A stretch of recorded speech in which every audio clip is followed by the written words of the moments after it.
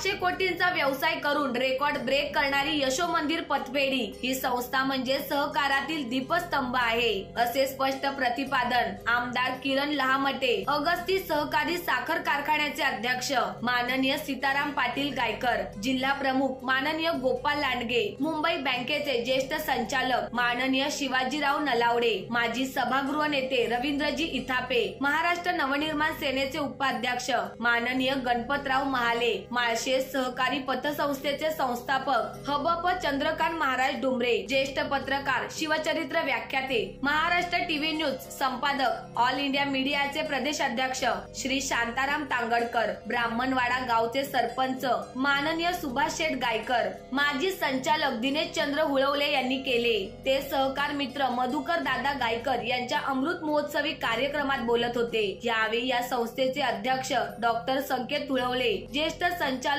श्री बाबूराव गायकर सह सर्व आजी माजी संचालकांची दादासाहेबांना शुभेच्छा देणारी भाषणे झाली। उत्कृष्ट सूत्रसंचालन यशोमंदिरचे कर्मचारी प्रतिनिधी माननीय सीताराम पाटील आरोटे यांनी केले। यावेळी संगमनेर, अकोले तालुक्यासह पश्चिम महाराष्ट्रातील तमाम जनतेने दादांचा सत्कार केला। Bureau report Maharashtra Navsphurti TV news N24 Dombivli.